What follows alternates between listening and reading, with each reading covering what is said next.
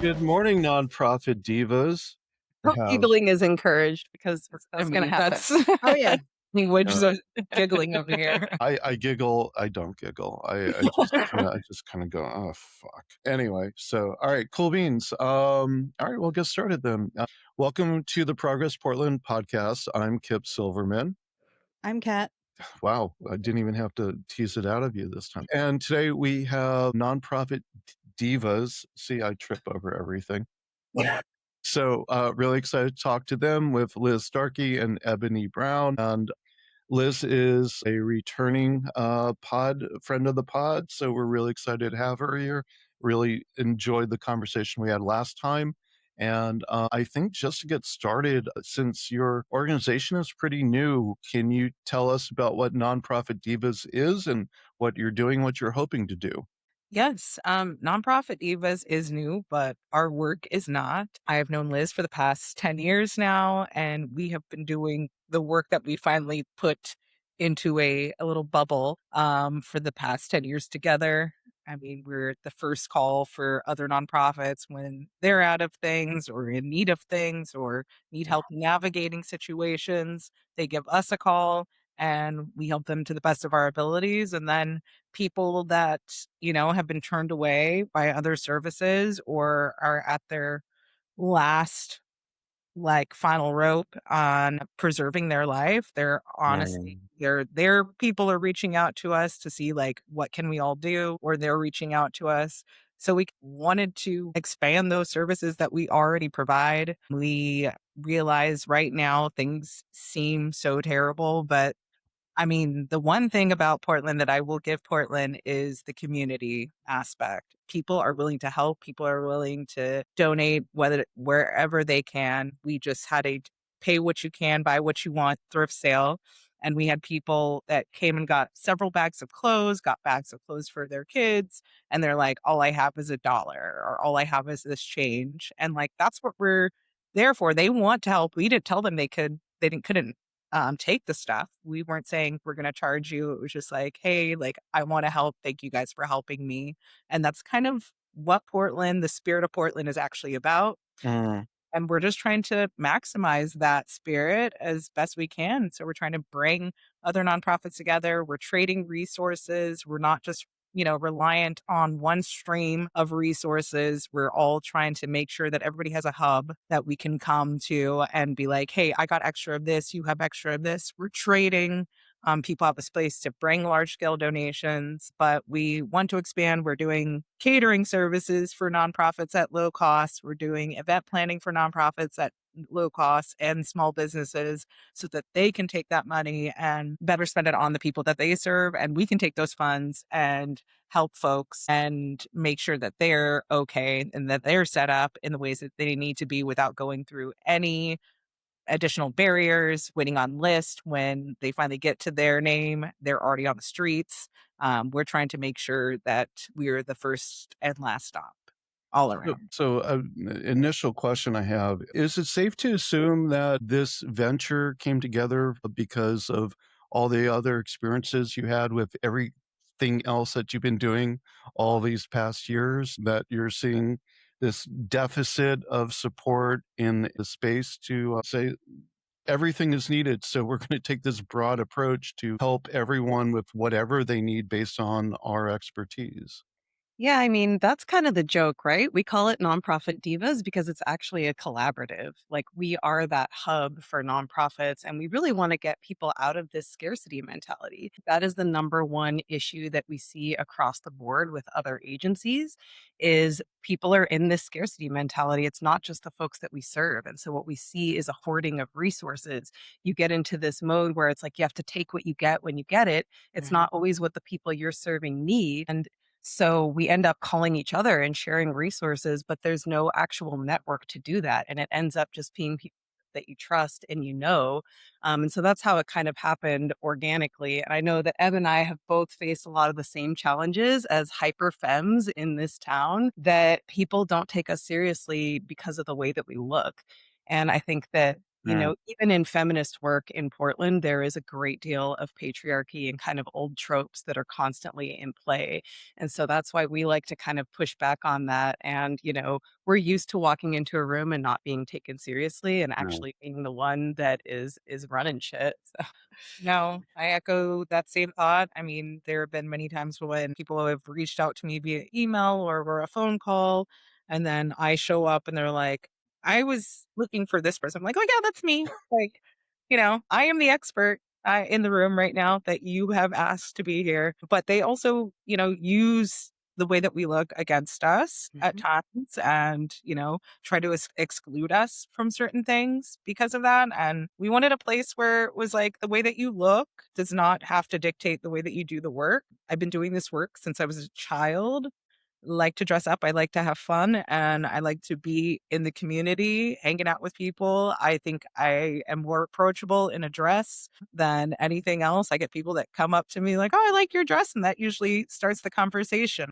But, I'm always doing outreach work. I'm still on the streets. I'm still in the kitchen. I could just, you know, present a different way and still be an expert. Right Well, on. let's talk about that for a minute. So, two of you have known each other for 10 years, and you've been doing this work in different ways. Both of you are activists, both of you have volunteered for various orgs and causes.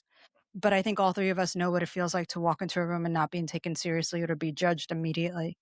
Now, there is something in the nonprofit world where if you are working on behalf of folks who have experienced homelessness or experienced drug addiction, that if we look too clean, too put together, too dressed up, that somehow we're too detached from it. And they don't think that we have a similar story, or they think like at least I know for me, when I was working at Sisters of the Road, the fact that I had a law degree, everyone assumed I had money.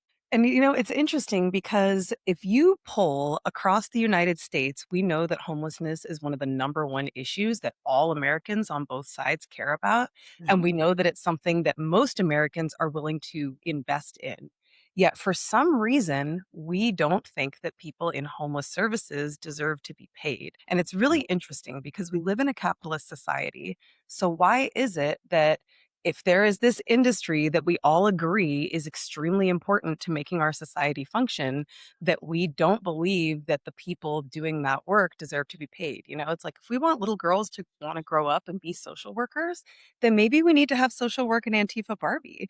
We don't need to, just like everybody's going to want to be a lawyer or a doctor, right? And so it's like we want to be examples. Like I remember the first time a little girl named her Barbie after us, and there was a girl that like we both served at the shelter, and this moment where it was like, wait a minute, like we are role models for people. We are the ones doing the work, and I shouldn't have to like conform or wear a patchwork dress to be taken seriously in this town.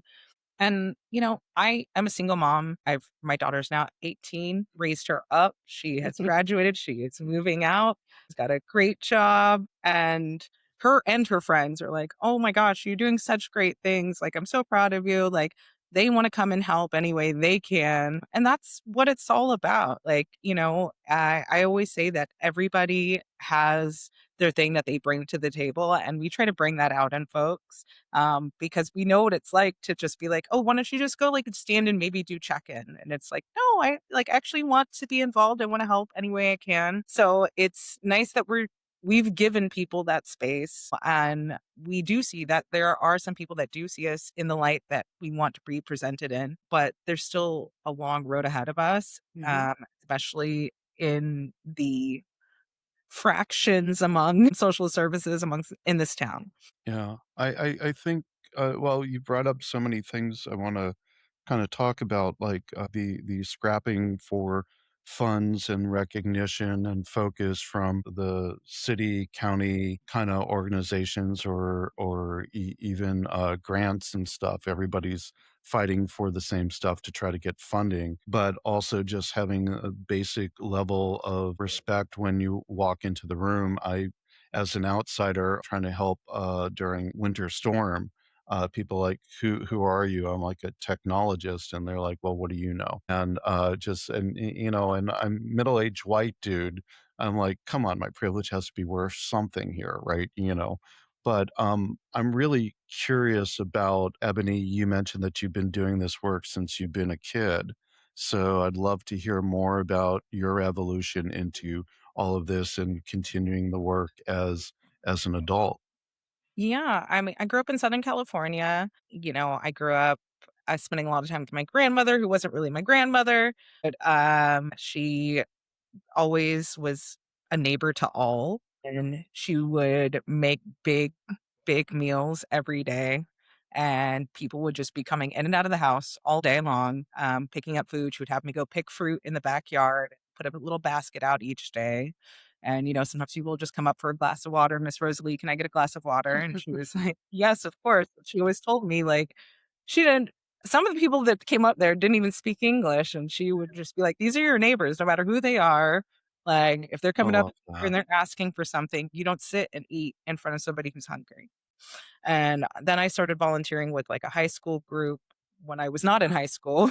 I was a little kid, begging them to take me along. They were doing some volunteer work on Skid Row. So I would go out and harass my neighbors, like, give me blankets, give me clothes. I see you're not using that in your garage. Give that to me. Like, I know some people who could use that.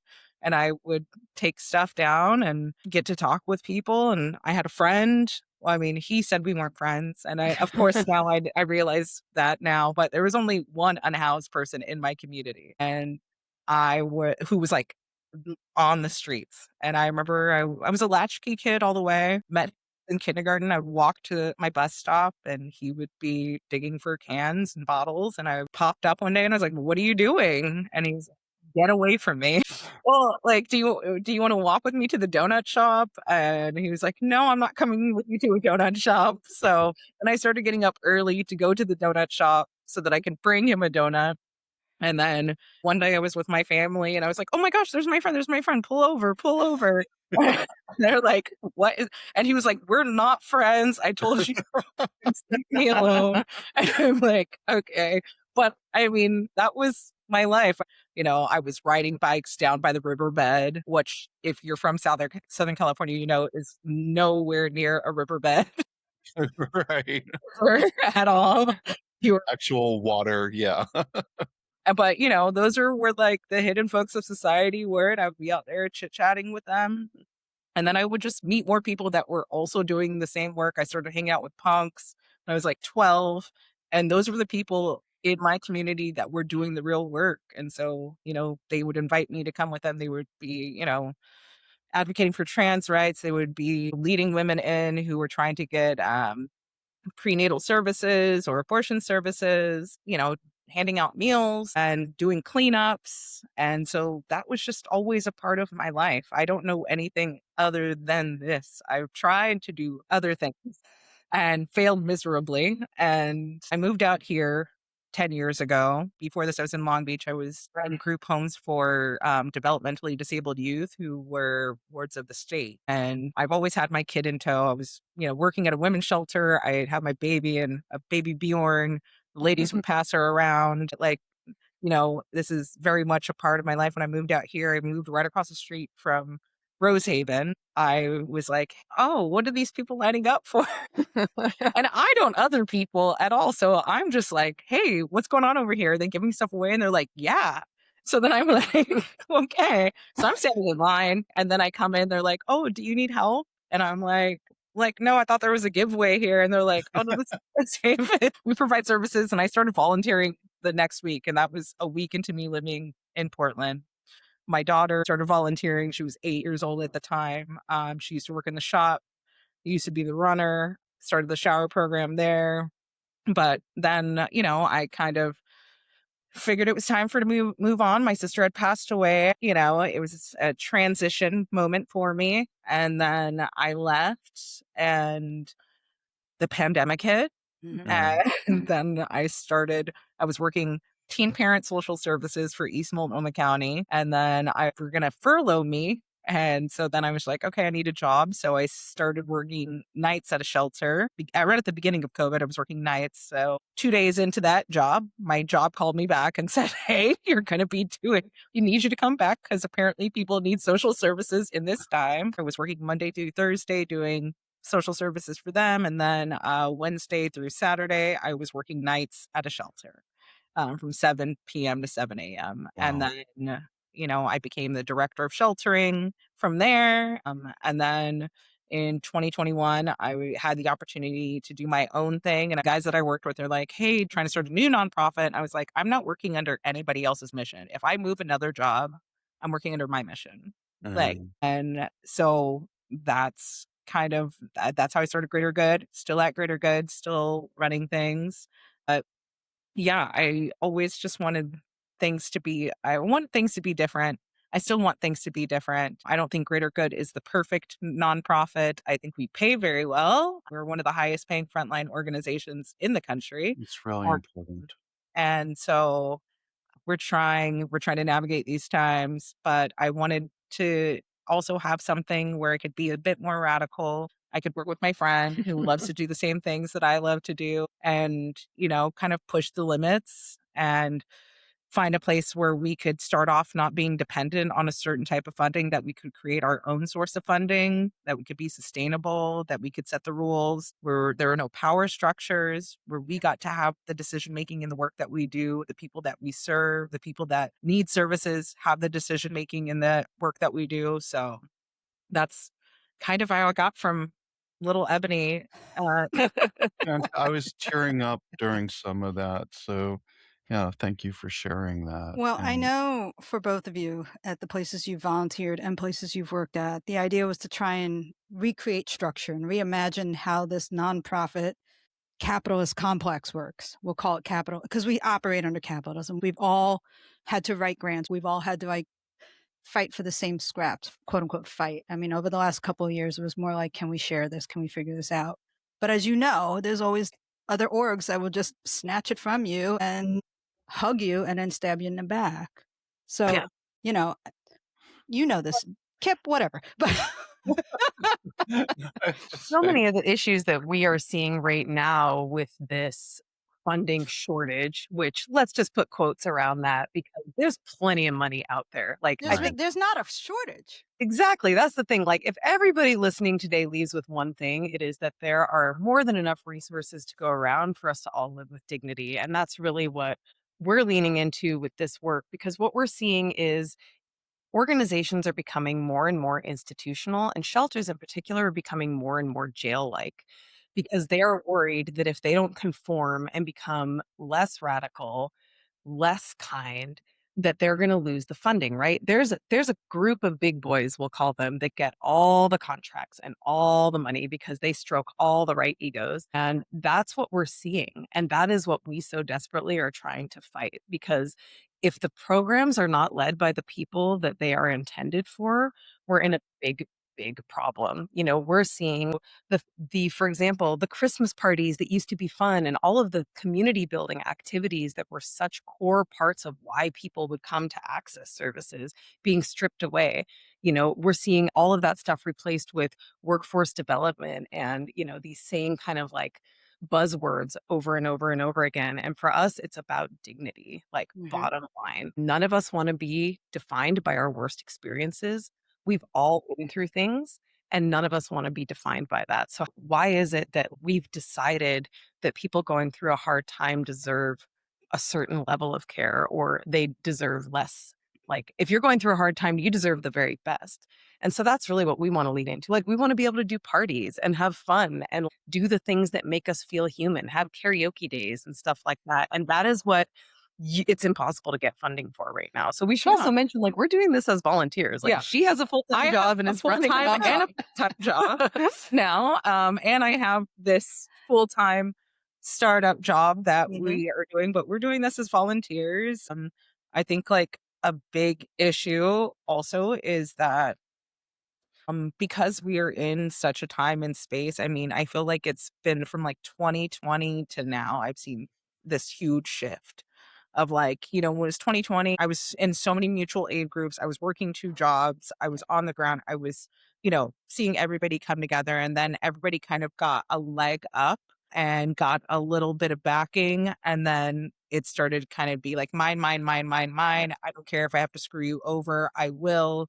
Whereas before I thought we were all doing this work together, we're all serving the same people. It didn't work out like that. I got burned so many times because I was so stuck in that mentality. And I actually had to check myself because I was like, Ebony, you cannot continue to do this work if you're distrustful of everyone. And so I was just like, okay, like that's kind of where I was just like talking to Liz. I'm like, hey, I want to do this thing, us to work together. I want us to be collaborative. I want other nonprofits to participate, but I don't want us doing all the work all the time like we normally do. I want it to be collaborative. So that's how we kind of, got here. And I'm glad those things did happen. They were crappy. Like I've had issues with a lot of the male-led organizations in this town, where it comes to like disrespect, theft, Yep. mismanagement of funds. Like I cashed in my 401k at the beginning of starting Greater Good to save Greater Good because of that. And I, I tried to help some guy start a catering business and gave him catering contracts. He stole my food truck. Another guy was taking like 40 grand a month away from me and then not delivering the food or delivering subpar meals and then telling everybody that he was doing it for free, And these folks are still getting contracts these around people are town. getting by the contracts way. around town. Okay. Still getting contracts. And I had met those orgs before I met you, Ebony. So the story I heard was that you had screwed them over and all this other stuff, or that the kitchen wasn't correct, or the meal, like that there was some sort of constant conflict. And I was like, how could she be in charge of an org and have this conflict going on? And I know she's friends with Liz and I trust Liz's judgment. And then when I met you and we had a really good sit down about who are these mutual aid food groups and what are they doing? And it was like, oh, Yeah. this is not Like, I on. have seats, I have checks, the Yeah. checks are cashed. Here you go. Like, And I but have been saying for months, weeks, years, check the 990s. You want to make sure that an org is good. You want to make sure that they're paying people the right way or that they're even paying people. Check the 990s. I mean, there's an org Yeah. in this town where one of their founders gets $1 million a year. Yeah. And they run around saying, we need money from the city and county. And it's like, to pay $1 million a year to your founder? yeah. And they get it because And they get it. the big you have to present like you have money to get the trust for the big money. And that is such a big part of why philanthropy is so broken. Community-centric fundraising is the model that we really believe in. That old school way of going and, stroking the richest guy in the room to get your stuff funded. That ain't going to fly anymore, especially when we're talking about this disruption of poverty. These folks do not have a vested interest in stopping the systems that benefit them. And, Right. we continue to play these games over and over and over again. And I'm sorry, but my experience has been them seeking out female-run nonprofits and using that as a play to get what they want, whether it be like romantically, sexually, but something to hold over your head and to kind of make you do what they would like you to do, which is always also something that is just very broken in this town. I've never experienced it in such a way that I have here, where it's just like, oh yeah, I'll give you that. Like, come out with me. Give me your hotel room number and I'll I'll help you. I'm like, I don't think so. But I And mean, I will add to that, it's not just hetero white men who will do that. It will be the stereotype. What power lesbians will also do that to you. yeah. So that's also a thing that's truly fucked in this space. I've never experienced it until I moved to Portland. Yeah. Yeah. And I'm just like, okay, but I don't want to have exclusionary events. We all have a role to play in healing our community and being there to support each other. We can't do it all, like we all need everybody at the table. So like when we do events, when we do fundraisers, it's not exclusionary. It's everybody's invited. It is everybody can participate. Like, we just had an event on Saturday. Like anybody could come, anybody could take what they needed. We had a DJ going, waters for everybody. Like it's one of those things. We want people to come. We want people to be a part of the solution. I think in this town, people have very quickly betrayed their values, like in this region, especially in the past year. I watched so many nonprofits change their wording on their mission and their values in order to save their funding dollars. I did not do that. We lost $500,000 last year and probably more to come. I mean, but then I watched other nonprofits and do that. and they still lost money. And I was like, Yeah. was it worth it? Well, first of all, I'm sorry that the experiences out there are so shitty, and I have some firsthand knowledge from somebody I really care about and trust of that whole dynamic that you mentioned, Ebony, about I can do this for you, but or and that's just such garbage. And seeing not only nonprofits but the city itself remove language because they're afraid they're not going to get federal funding or they're going to be a target. I'm like, you're going to be a fucking target anyway. Mhm. So, excuse me, losing my voice today. First of all, I love that you guys centered the fact that we live in a very dysfunctional, hyper end stage capitalist society to begin with. So you have that to face with anything you want to try to do. But with your experiences with all the different nonprofits that you've been involved with and all the challenges that you've seen, I guess what I would like to see if you have thoughts on is when you're either privately or publicly calling out, you change your mission statement, how'd that work out for you? Or when you're changing your values to cater to the system that you know is causing the problems to begin with. How do we change that dynamic for these organizations to understand that if everybody stood together with their values, you'd have a much better effect communally than you're going to be with trying to chase your own dollars and fuck everybody else? I mean, I think so much of it comes from the traditional hierarchical model that is rooted in white supremacy and oppression that so many nonprofits are still operating off of. I mean, we have boards that are completely disconnected from the actual work, making Mhm. decisions that impact people's lives, not just their livelihoods. Like we're talking about life and death work here, and, something else that we've seen a lot of is that there's been a movement to uplift and uphold people with lived experience. Okay. So, as like two people with lived experience, let me tell you that those systems to actually support people are not actually there. There's a lot of like tokenization happening, and we're taking vulnerable people and putting them in high stress jobs without the actual support systems there for them. And so, I think it's really interesting. It's like we talk about that we want to see people with lived experience in these elevated positions, but when it comes down to it, we're not actually opening the gates for those folks. No, we It's set them up to fail. yeah, and we Yeah. can we can let you get Performative. so high, you know what I mean? But you can't be an ED or you can't be this or you can't be that. And that's why, our model is to be a flat structure and that every diva has, the same amount of responsibilities. And, it's like this is a collaborative. And that's really what, we're trying to do is to just dismantle this entire system that is just continuing to keep people in these rat races. And why is it that the direct service folks are making so little in so many of these orgs while, as you say, the EDs are taking home these huge paychecks? Mhm. It's just not, that is not social justice. And even in social justice work, unfortunately, there's just so much greed. And I believe, like, also, I mean, I agree with everything you said. Same.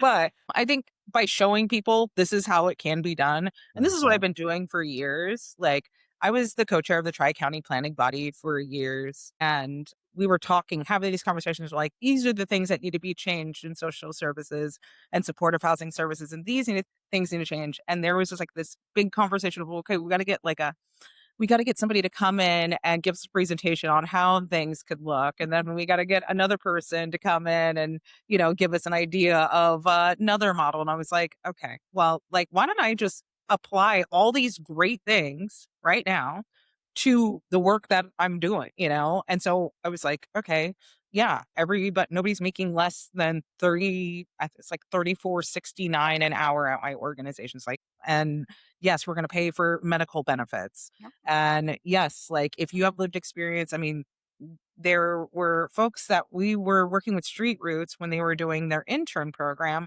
And this is back in 2021. They were doing their workforce development intern program. I talked to Kaya. I was like, let's go. And I took on those interns and I was like doing interviews with people literally on the streets outside their tents. I Mm. took pictures of their IDs, front and back, social security cards, helped. I was like, you have a place to do laundry now. You have a place to shower. I always make sure there's enough food at our programs for breakfast, lunch, and dinner for everybody there, whether you're staying at the program or you're working at the program. And like, when people were battling things, I was like, hey, we will pay for anger management.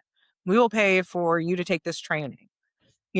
Just go and do it. Get the help that you need. And that's what the support looks like. If you're That's going to hire phenomenal. lived experience, I mean, we helped people pay their deposits once they are ready to get into housing from them, to pay their deposits to get into housing, to make sure like, hey, do you need financial literacy? We can pay for that. But these are the kind of supports that are needed. And I think if we show this on a bigger scale, and like show the folks that we're actively involved with every day, then they can believe. I didn't want Greater Good to be a hierarchical structure. And I tried for years, and my staff were like, we need a manager. We need a manager. We need a manager. And I was like, no, you don't. I believe in you. I'm paying you a manager's salary so you could work as a manager. Everybody here is a manager. But I mean, we're in a new space. I wanted to see if we can do this, starting again in a collaborative sense and like show people this way can work. We don't have to change our values. We don't have to become the richest person in the room. All this, like, this is not what we're here to do. I'm here to put myself out of a job. That's what I'm here to do. Mhm. Okay. I Yes. don't know what everybody else is doing right now, but that's what I'm trying to do. When I see people making $300,000, $400,000 Yep. doing, I mean, I have been the executive director. I was a program director and the executive director up until a year ago. And I do all the development and grant writing for our organization. So I have 3 jobs and I fill in outreach, kitchen, shelter, you name it. When my leg was broken, I was still at the shelter working. So if I don't think I deserve that money and I'm over here working all day, every day, then I Yeah. don't any of us deserve that money, especially when I look at your lowest employee and they're making something like $20 an hour. Yep. So I think just showing people that it is possible, you don't have to compromise in order to do this work. You don't have to compromise yourself. You don't have to compromise your work. You can do the work. You can, everybody can pull their weight and everybody can make a livable wage. And it doesn't have to be this system that we see all the time. It doesn't have to be this betrayal that we often see, where it truly is a betrayal. When you change your values and your mission, you have people inside your programs that you're working with that they themselves are aligned with that speaks to them, and then you go and change it for not their sake, not the person that you're serving, for some Right. people that you'll never meet, an entity that does not care about you, an entity that was never going to consider you. Let's be honest, we're on the West Coast. We're not getting anything from the feds. Okay. But I think people just really need to come together and realize, okay, this is what's most important. If instead of changing my values, maybe I need to get a group of maybe other orgs that are doing the same work or serving the same people. And maybe we are spreading our funds and our resources.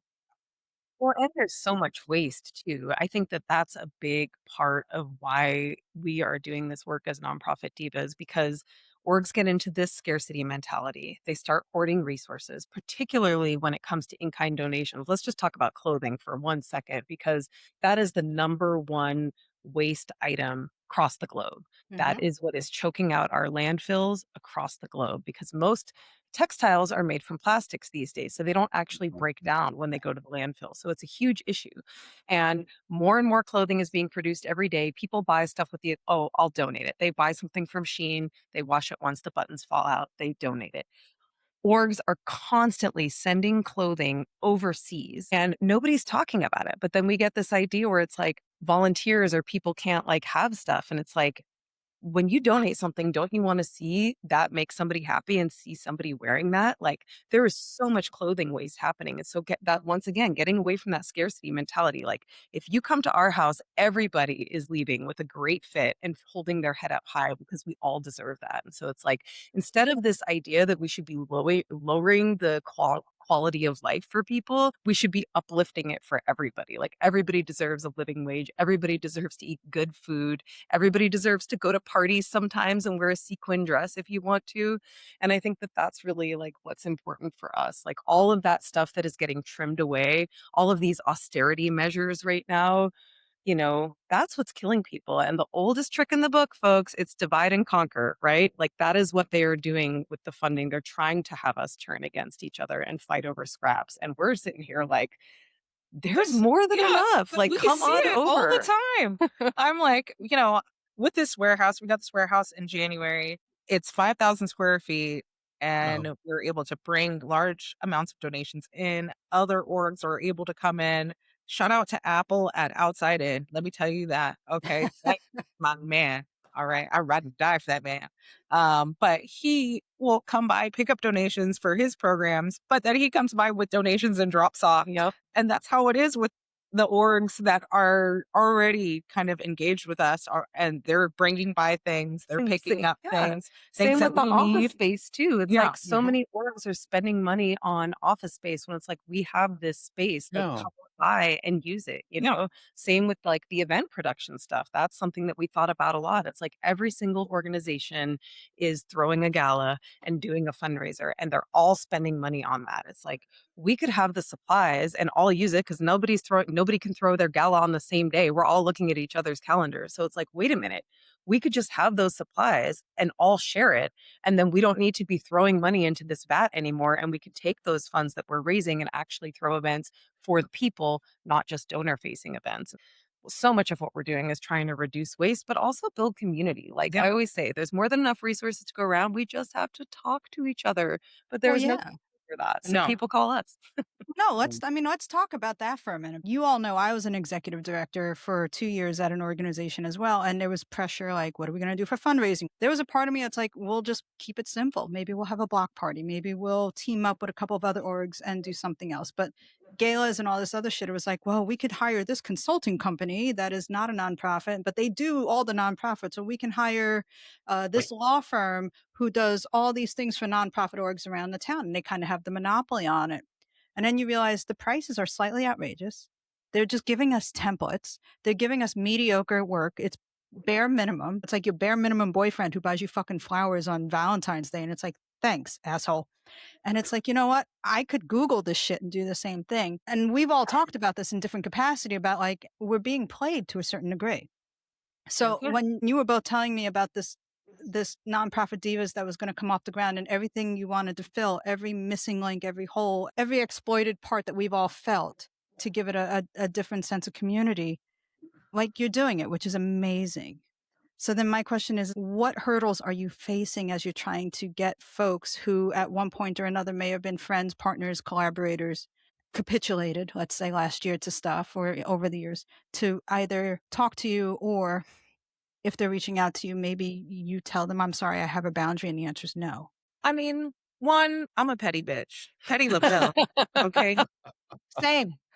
Head diva, petty LaBelle. And so I have hard lines. There are certain people in this town, they know to walk on the other side of the street. Let's not talk no more. So like there are certain people in this town, yeah, but I mean these people have done egregious things. But for the most part, like I'm willing to have conversation with most people.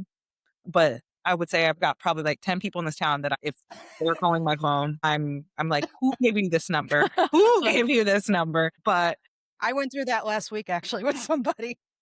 I think another challenge is too, just like, people are stuck in like, you know what you know, and people are stuck in this muscle memory. And so people think that the only way things can be done is the old school way. It's like, Right. And so for us to be like, no, you can think outside the box. I think that's the biggest challenge. Like just like first you have to identify the problem and like explain that to people, and then like slowly back it up and be like, okay, and then here is how we can fill that gap.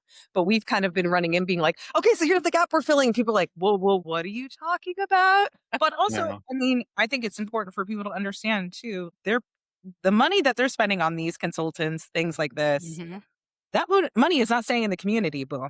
Okay. It's not staying in the community that we're all a part of.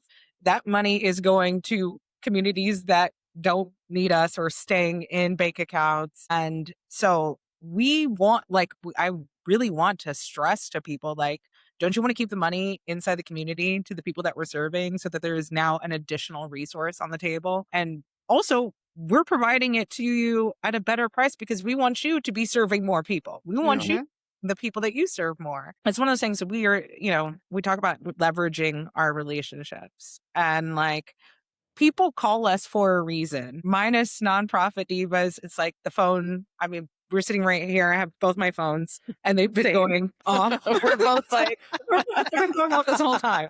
But like people want to know like, hey, what should I do? hey, I need a DJ. Hey, do you know somebody last minute that can do event Yeah. catering? Yeah. Hey, do you know any sound people? And it's like, yes to all of those things, actually. You know, Right. we are Renaissance women. We can do it all. We know it all because we've been through it all. And Right. so I think it's really important to kind of stress to people like, you guys are already calling us Yeah. all the time for these things. Now Mhm. we're just putting it in packaging essentially, and just making fun of the way that people are always calling us divas all the time. But I think that's where what we do when I guess I people. I love the idea of combining these types of events. I went to one years ago, the only big one that I was ever invited to. I won't mention the organization, but the friend that was sponsoring a table at it rented a limo to go to the event. I was like, okay, that feels really weird. And it was at a winery, and there were a bunch of tables, and they raised a ton of money, but they also brought up one of the people that they were helping. I'm like, this feels really uncomfortable. Like, why are we tokenizing this person, That's what right? Even most of though them do, they're unfortunately. grateful, right, that they're getting the help, but, like, I wouldn't wanna be in front of all these people. I love the idea of doing a fundraiser where everybody's invited and you don't have to take a fucking limo to a winery and then make sure that you have the right invitation to get into it. So, I love how you're flipping all of this over on its head and taking a very different, open, equitable approach to it all. You've only been doing it for and I did not realize, that this was all volunteer on top of the stuff that you're already doing. Are you getting the momentum like this is gonna keep growing and building? Are people starting to understand what you're trying to do and what you get and what you're offering? Well, I mean, we launched our website 3 weeks ago. Okay. And we have 3 bookings since then. It was like Sunday 3 weeks ago that I launched the website. And we did an event, Void Tattoo Fest. We provided all the snacks and drinks for all of their volunteers for the weekend. And, we had an event on Saturday. So I feel like that's all in 3 weeks. That's Mhm. That's all in impressive. Yeah, no. so I feel like there is momentum. And, I feel like I talk to nonprofit leaders and they're like, yes, this is what we need. Like, hey, do you think by December you guys will be like fully functional? Because, like, with all of the event rental supplies, because we want to start doing that. And I'm like, yes, we can make that happen.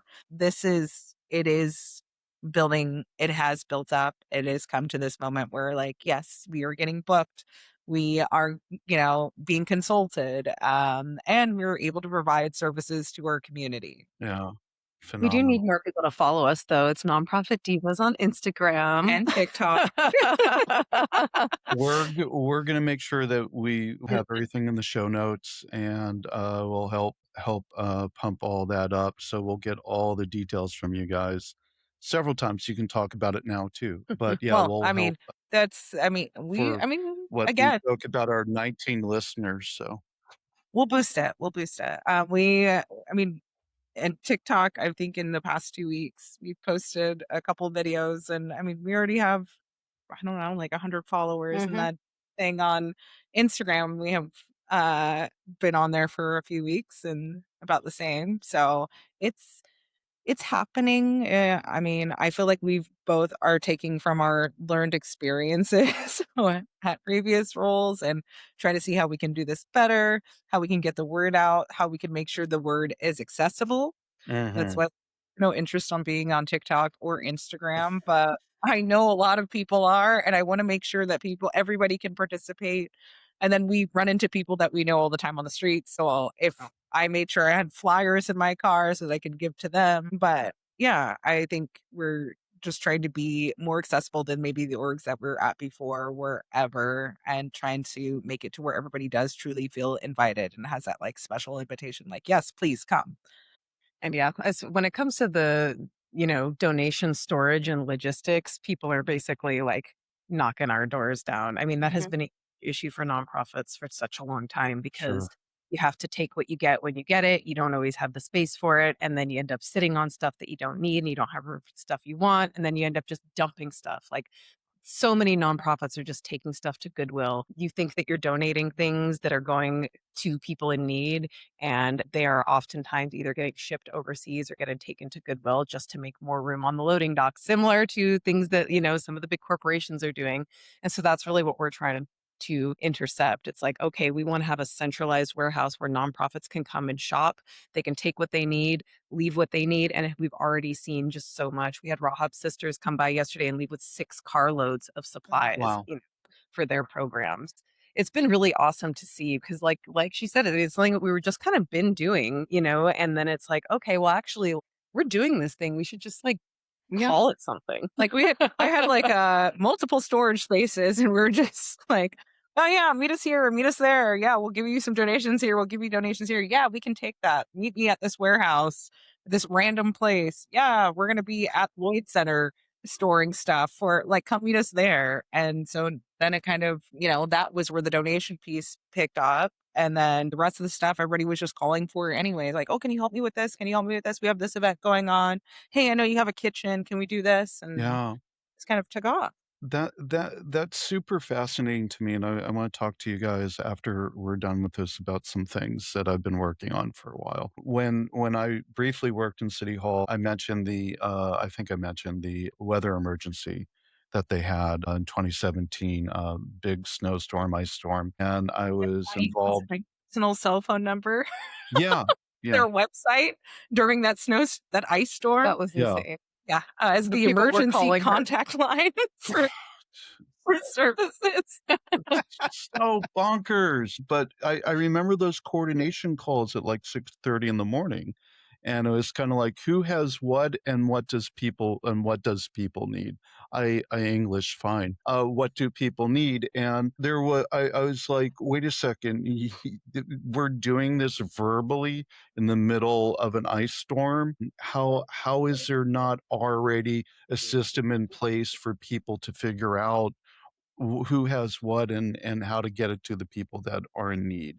So having a centralized place that can collect a whole bunch of things, it seems like the most basic thing. And I love that you're one of the first people really doing this, right? I remember the JOHS office during the pandemic and how that was like so critical for our houseless folks. I was down there every week picking up stuff to redistribute to other groups that were doing, face-to-face work.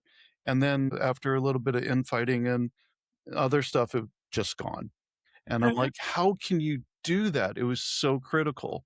But right before it went gone, they started narrowing the ability for anybody to even interact with it. Which we knew So was gonna happen. We knew they were gonna cut back on who can pick up supplies and who can give it out. One of the things I wanna touch on is, I love the fact that you do have a warehouse full of stuff, and every org that you have made contact with knows you exist and knows you're a resource and also gives back when they can. But can we talk about the fact that maybe we wouldn't need so many fucking donations, or maybe we wouldn't need to give out so many replacement clothing items or hygiene items if the city and county could actually take care get their of, fucking shit together. yeah, Well, yeah, of stopped investing in sweeps. I mean, exactly. How many millions of dollars are we spending on sweeps? I mean, and all and the then money that got reallocated to safety and policing that was Yeah. supposed to go towards actually supporting programs and getting people into housing. Right. yeah, no, I think I mean, one of the things that really, really, really broke my heart this past year, every year I always make a huge Thanksgiving feast. And this year we did about 700 meals. And I had been going to different camps, talking to folks, telling them, hey, I'm going to be here. Is that cool to come by with food? This is what time we're going to be here. It might not be me, but it's going to be somebody I know. They said, yeah, yeah, yeah. I went there that morning. Everybody's good. Little did I know they were sweeping that day. I Yeah. come back, everybody's gone. So then, I mean, then their stuff is gone. Everything is gone. Same thing that happened on Christmas Eve. I go around for a week talking to everybody. I'm like, hey, I'll be back here later tonight. We did Christmas Eve serving and Christmas Day serving. So I was like, all right, gonna go and talk to everybody, come back, everybody's gone. This is the thing is like it's really hard to build community and to also like get a leg up when your community is constantly being disrupted. Mhm. Yeah. And that is what, sweeps are doing. And then also, like, that's what our lack of imagination is doing. Like, what housing could be. Housing looks different for everybody. We all live in different ways. We all need different things to be comfortable. I think the city, county, state, feds need to expand their minds on like what housing could look like for some people. I think that's what we should be investing in because the current systems obviously are not working and And haven't been working for such a long time that we have so many people that are so deeply traumatized. We need to get real when we're talking about what reentry looks like. so it's not only the infighting, it's Mhm. like all these systems, and you have all these experts that are constantly saying, well, this is what we need to do, and this is what we need to do, that are so completely removed from the work. And I talk to people and they're like, honestly, like, I have an RV, I just need, somewhere to park it and like somewhere to hook up. And it's just like, but they're saying my RV is too old and it needs this and then blah, blah, blah. And so, blah, blah, I can't, Dignity and you know, autonomy. Those yeah. are the Mhm. two things that we should be leading for people. That's what we know over and over again Mhm.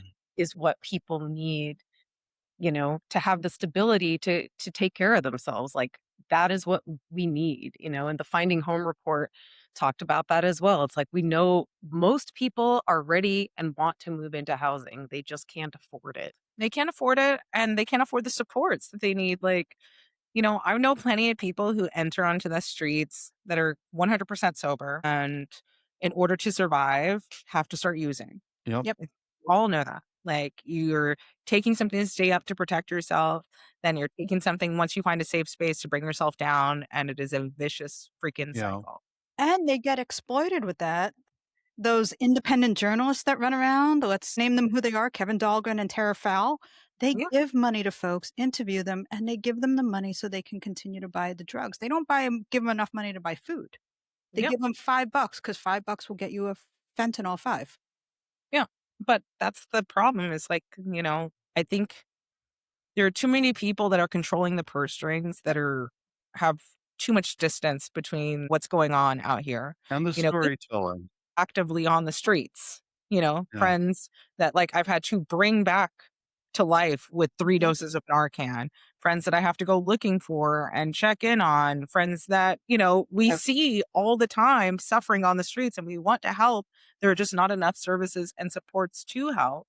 And I think like it is very real. It's a very real thing for us. We see our friends struggling, our community struggling in so many different ways because it's not like we only hang out with a certain echelon of folk. We are hanging out with everyone. And so we see all of these struggles. We see like, Our friends from high school and our exes are people yeah, who are like, Yeah. you They're on know, the street. they're on the close for. streets. Yeah. They're going through mental health crisis. Like people are in such a bad way right now. Capitalism is crushing us all. It is not crushing some, it is crushing us all, whether we want to acknowledge it or not. I think people that are controlling these dollars right now and the infighting is so ridiculous because I'm like, we're talking about people's fucking lives right now. And you Right. guys are like, oh, but the city should control this money, but the county should control this money, Yeah. but we should be doing this. But I was like, we literally have people dying daily on the Yeah. streets. We have people living in inhumane conditions every single day Yeah. for infighting. That is ridiculous. And then the city It and is. county hold the orgs also to a thing where it's one of those, hey, if we get rid of this program, workforce development, maybe this program at this nonprofit will go away too. And then it makes that nonprofit scared. And we've seen Well, that. And it's like if you're standing up saying, hey, this budget line is fucked. And then one of your colleagues or partners is saying, but that's my nonprofit, then suddenly you're infighting too. oh, And I know. I mean, I've had it before. This is why I stay away from a lot of spaces Mhm. because, I had many nonprofit leaders be upset at the amount I was paying my folks and saying, well, we can't compete with that. And I'm like, I'm the only one who doesn't own any property. I mean, I own my car. Okay. But You I mean don't you own don't any. have a $500,000 house in Vancouver? No, I work a part-time job and my full-time job. Okay. But I don't know how to get past that. I just had to be like, you have the means, the methods to Yeah. change this. Yep. Um, The you know, irony that we're trying to like stop poverty and we want our people to be making poverty wages. yeah, It's I just was it's Right. absolutely that and so, like, madness, you there's know? so many controls and, like, levels of accountability that need to be held, like, you have these, like, governments saying, "Hey, we want everyone to make a livable wage," but nobody is willing to hold anybody accountable because we're like, "Oh, different funding streams, blah, blah, blah." Yeah. Like, okay, well, I know for a fact if all of your executive team is making 200 plus $1,000, there is money to go around, boo, Yeah. okay? Exactly. Well, and this is why homelessness in general becomes demonized, right? And you get known white supremacists and people talking about the nonprofit industrial complex because let's get real, there are a few big players that are gaming the system and doing reach arounds with the mayor and we all know who they are. It's true, Right. And then there's people that are actually scraping by doing the actual work and actually uplifting people with lived experience. But to the general public, you don't understand that minutia. So we're all seen, as the same It's and we're just all looked at as crushed. And nonprofit. it's like I think I've heard about it. We've talked about it in spaces with other nonprofit leaders where it's like, oh, we can't stop eating each other. If we Yep. call out that one org, then the general public is just going to think, oh, all shelters are corrupt. I'm like, but he's They are corrupt. corrupt. But they are Yeah. corrupt. Like Like, I refuse to sit at a table. I'm gonna tell you that right now. I'm not gonna sit over here and play nice with somebody that I know is not nice, Bryce. Okay. I believe in being kind, but I also believe in holding people accountable and Yeah. like mine being on the outs. It's okay. Sometimes it's okay to be on the outs. That's what people need to understand. Mhm. Confrontation is not bad. Right. Sometimes people need to be called out. They need to be confronted with their crappy behavior before it escalates into lawsuits. It escalates into programs closing. It escalates into orgs closing. And Like, this is what the problem is that nobody's willing to just say, yeah, like, you're doing fucking wrong. You're doing yeah. wrong. And people that are calling them out, then, they're demonized Yep. of saying Well, like, well, you just have problems with those people, or they said that you're just jealous, or like Well, XYZ. so much of that is the Portland culture too. Yeah. It's very white. It's very, very polite, which is AKA passive aggressive. You talk shit behind people's back and it's like, no, like this is the No, reality. I talk shit to their face, which is why Yeah. only 3 people like me. Yeah, and that's okay. Keep your circle Same. small, boo. Because Well, when you expand it, then that's when you get more you problems. talk But I shit to my face and I still like you. So I I'm Yeah. one, so it's really only 2 people. No, the amendment to audit urban alchemy in city council failed, which just boggles my fucking mind in that Kat and I were talking about this yesterday, that if you have a business, nonprofit or otherwise, and you can't afford to pay your people a living wage, you're not a viable business. Fucking period. Close it down, find a different job, stop sucking the money out of the system and let it go to people who can actually do the work. And it's just that fucking simple. and I'm gonna say I've turned down so many contracts Mhm. because the money's not there. The math ain't mathin'. And I'm like, I can't pay my employees a little wage on this. And like I tell people all the time, it's okay to say that. It's okay to say that. If we all said that, then they would have to give us the Yeah. dollars to do the work. Yeah. Like, you can say, no, this is not enough for my people, rather than let me take some scraps and then give my employees scraps. And then, I'm going to take some scraps off of their scraps to Right. bolster whatever I got. Oh, and I, we've seen that where no one's making a good wage, including the executive director. And for some reason, there's that scarcity mindset of, wait, I grew up poor, I should stay poor, or I grew up this way, I should look this way. And it's the same thing of like, oh, I can't dress up, I can't look nice, I should look like I also live in my car. And it's like, no, we No, should all actually have abundance. We shouldn't have Exactly. yeah. it's actually a great segue to something I wanted to step back to, which was about the sweeps. I'm sorry, the removals. Well, same fucking difference. About when the most traumatic thing for anybody is to lose their place to live and their safety. So every time you move people out of a place that they found, even if it's less than ideal, which we all know that living in a tent in the corner somewhere is fucking awful life, but it's something better than nothing.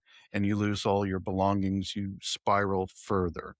And the idea that not only bringing good food and support to people that need it, and you know how to find them. But on top of that, bringing like fun and joy, which is part of your mission, which I really appreciate, seems like a critical thing that's missing from all of this. And I had to really kind of wrap my head, that people don't deserve that, but the fact that you're factoring that into all your work, I think is pretty extraordinary. Well, I mean, that really comes from the world that we're living in right now is the Cicero Institute is they are funding it's the prison industrial complex is trying to co-opt homeless services. We have seen so Yeah, much criminalization of poverty across the country. And then these same folks are coming in and swallowing up all of the RFPs. And so that is the reality. Like they are trying to turn shelters into jails. They have a plan for their low cost slash no cost workforce. That's what this all comes down to. And so for us, it's really important for us to like dig our heels into the sand and be like, we are going to focus on dignity and autonomy. These are our people. Like any of us could be and probably have have been been. in a situation where we've needed help before. And that doesn't make us less than. And I shouldn't have to come with my hat in my hand and my yeah, tail between my legs because I need something.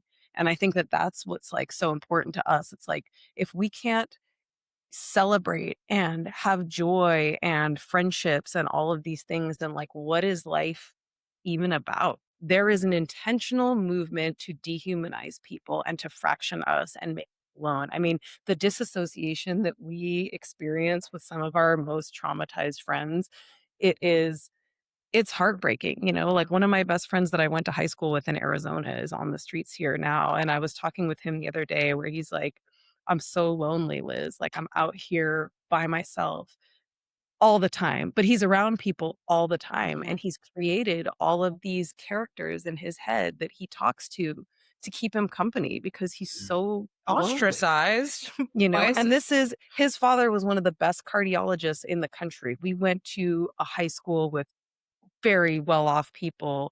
He comes from money. His parents have a second home in Hawaii. He didn't come out, until he was late in life, but everybody always knew. And so it's like all of this, it's like all of society's isms and bullshit have resulted in why it is that he's in the situation that he is. And for I think a lot of people, they would look at him and be terrified, Mhm. because he's been on the streets for almost 10 years at this point. This is the most gentle, kind, sweet person that has never like harmed a fly, you know what I mean? And like that's true for so many of the people out there, not to say that there aren't people There are that housed and unhoused people that are dangerous to the yeah. community yeah, at large. yeah. It's not Let me start exclusive. saying that. Okay, there are those people, but a lot of the people that we see. I mean, the friend that Liz is talking about, when she was out of town, then he's calling me and she's telling me, "Hey, he's over here. Can you go meet him?" And he always asks about my kid. He's the sweetest, and that's just people that are part of our community. That's what the issue is that when these sweeps happen, it's not just disrupting people's like items and belongings and safety. It's their community as Yeah. well. People that, Right. I know that, okay, so and so's here on this street. I can go bring them some food. I know they probably need some socks. I can go and trade some blankets with them for fresh blankets. But then I go over there and I'm like, I can't find my friend. Mhm. I can't find my friend for this. I can't find my friend for that. Or like, just my neighbors that are outside and I talk to them every morning and they look out for my kid when she walks home from work at night. And like all of a sudden those people are gone, you Yeah. know? I mean, when I lived in Northwest, I remember everybody used to run to my call box and call me and be like, "Hey, we saw Olive over here at the park. Is she supposed to be over there? We saw Olive at Fred Meyer. She's supposed to be over there." And I'm like, "Yes, she's supposed to be over there. It's okay. Thank you." Or like, "Hey, I'm on the other end of the park." It just goes to my phone. I was like, "Yes, I'm here." But I mean, that's what our community has always kind of looked like. We're all looking out for each other. And then when those things get disrupted, I mean, it's just disrupting more than just an individual's life Yeah. or their belongings or safety. It disrupting And their entire social it network. feeds into,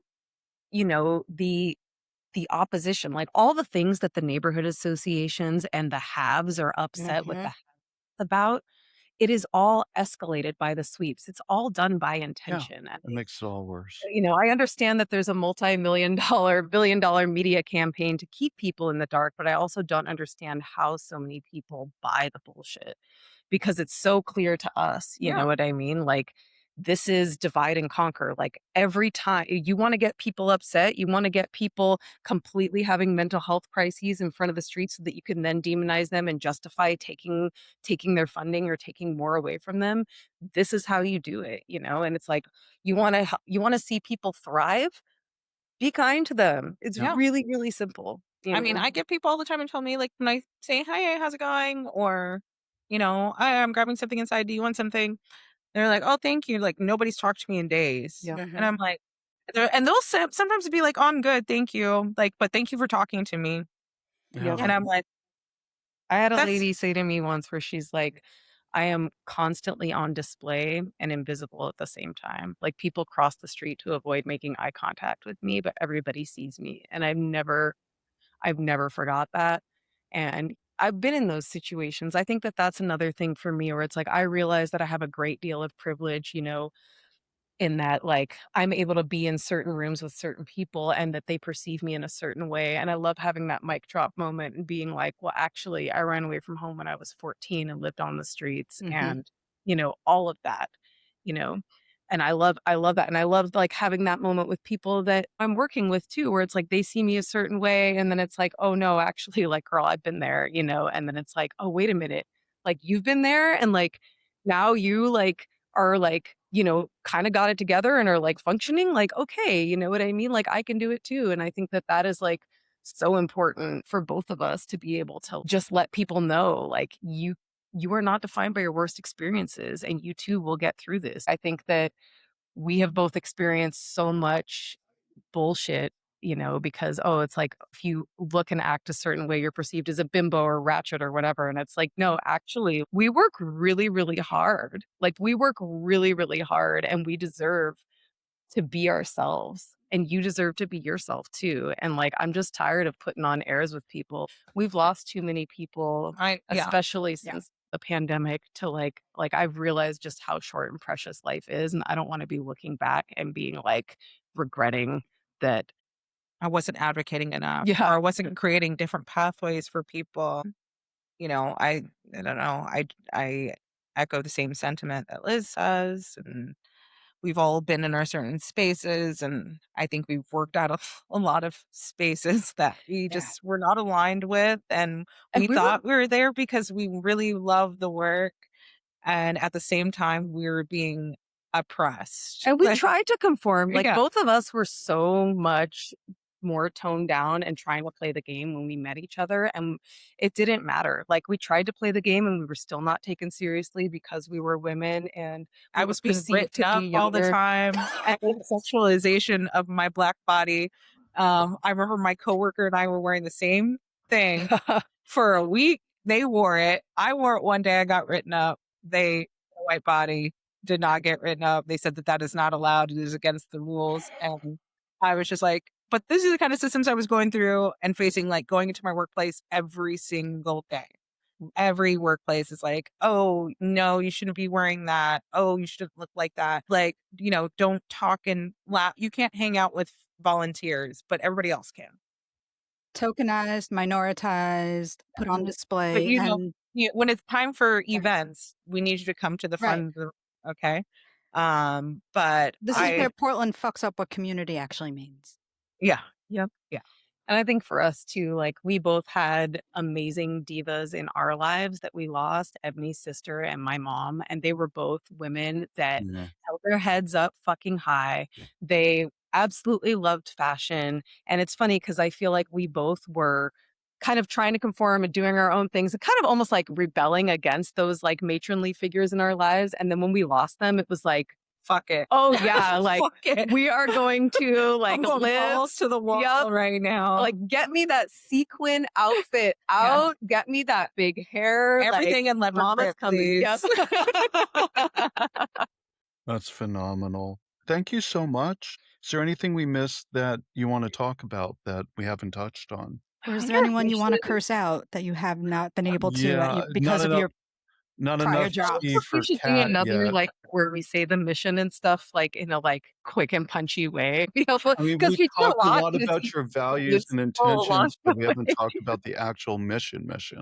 Yeah. Yeah, I mean, basically, Nonprofit Divas mission is to leverage our experience, our relationships to benefit everybody, not just one person, not just ourselves, but everybody. We are trying to make sure everybody is served, nobody is left out. Our values are that every diva has a voice. We all have a say in the work that we do.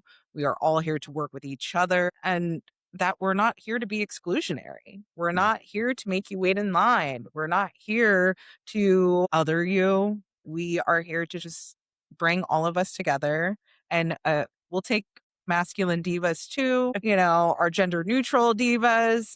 We want everybody to come together and just have that same mentality of like, we all can be collaborative. We can all do this work. We can all leverage all of the different resources and skills that we have to make our community better. That is what we are doing. Fantastic. Tell everyone out there how to find you and interact and what you might need in the moment or down the road. Yeah. You can find us at nonprofitdivas.org, Nonprofit Divas on Instagram, Nonprofit Divas on TikTok. We also have a LinkedIn. You can follow us on LinkedIn, but you can probably see us on the streets too now. Don't get me wrong. But Yeah, weren't you we giving out water on Sunday? yes. Yeah. Yeah. And yesterday as well. Froze a bunch of waters, gave them out, but we're going to be doing another event. We just had a thrift pop up. We had a DJ, Brother Byron. We love you. He came out and DJ'd for us for 8 hours Wow. and kept the party going so people could come shop, dance. We had waters there too. Stacks of people needed them. And yeah, we are going to have another one in August. That date will drop this week. You'll see the flyer posted on our Instagram, TikTok.